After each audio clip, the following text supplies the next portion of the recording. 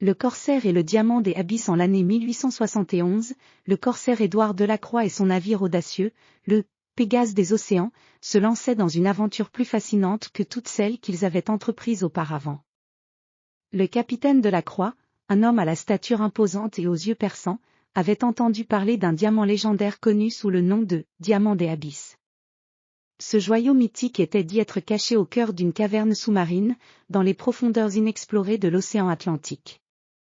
Le Pégase des océans était un vaisseau à la coque ornée de gravures délicates représentant des créatures maritimes fantastiques. Ses voiles, d'un bleu profond, étaient bordés d'or et se déployaient majestueusement dans le vent.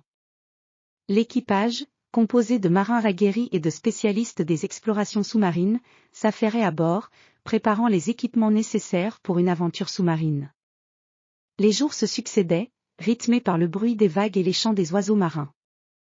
Le capitaine Delacroix, vêtu de son uniforme de corsaire brodé de fils d'or et d'un chapeau à plumes, restait souvent sur la passerelle, scrutant l'horizon avec impatience. Son ambition et son désir de découvrir le diamant l'obsédaient, et chaque jour apportait de nouveaux défis. Après plusieurs semaines en mer, le Pégase des océans arriva devant une île mystérieuse, couverte d'une dense forêt tropicale. Le capitaine, observant la terre ferme à travers un télescope en argent, ordonna le débarquement. Les marins, enfilant leurs vêtements de plongée, se préparaient à explorer les mystères cachés sous l'île. L'île était un véritable paradis sauvage, avec des arbres gigantesques aux feuilles luxuriantes et des fleurs exotiques aux couleurs vives. La végétation était si dense que la lumière du soleil peinait à percer le couvert de feuillage. Les cris des animaux et le murmure des ruisseaux créaient une ambiance envoûtante et presque surnaturelle. Guidés par une vieille carte au trésor déchiré, les explorateurs se dirigèrent vers une falaise escarpée où, selon les légendes, l'entrée de la caverne sous-marine se trouvait. L'endroit était recouvert de mousse et de lianes, et des cascades d'eau cristalline dévalaient les rochers, créant une mélodie apaisante mais trompeuse. À l'aide de cordes et de dispositifs d'escalade, le capitaine et ses hommes descendirent les pentes abruptes jusqu'à une ouverture naturelle dans la roche. Cette ouverture, discrète et presque invisible, menait à une grotte sous-marine que les légendes décrivaient comme la cachette du précieux diamant.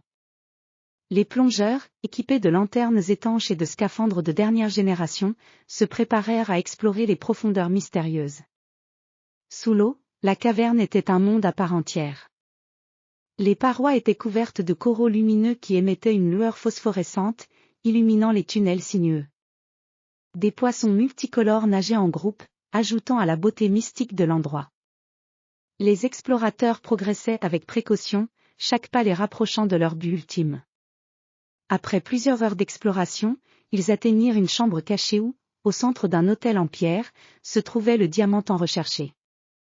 Le diamant des abysses brillait d'une lumière bleutée et scintillante, projetant des reflets fascinants sur les parois de la grotte. Le joyau était parfaitement taillé et semblait presque flotter dans l'air, entouré d'une aura magique. Le capitaine Delacroix, les yeux écarquillés d'émerveillement, s'approcha de l'autel avec une révérence respectueuse. Le diamant, d'une beauté inégalée, semblait capturer et amplifier la lumière sous-marine, créant un spectacle visuel à couper le souffle. Delacroix prit le joyau avec soin, conscient que cet artefact pourrait changer le cours de sa vie et celui de son équipage. Cependant, alors qu'il s'apprêtait à quitter la caverne, un tremblement de terre sous-marin secoua les lieux. Les parois de la grotte se fissurèrent, et des rochers commencèrent à s'effondrer. Les explorateurs, pris de panique, devaient maintenant trouver un moyen de sortir rapidement avant que la caverne ne s'effondre complètement.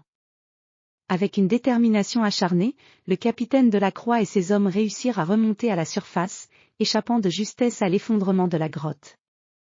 Le diamant des abysses, en sécurité dans les mains du capitaine, ils rejoignirent le Pégase des océans, avec un sentiment de triomphe et de soulagement. De retour à bord du navire, Delacroix regardait le diamant scintiller sous la lumière du soleil, satisfait de sa conquête mais également conscient des risques qu'il avait courus pour l'acquérir. Le Pégase des océans navigua vers de nouveaux horizons, avec le diamant légendaire à bord, prêt à écrire de nouvelles aventures.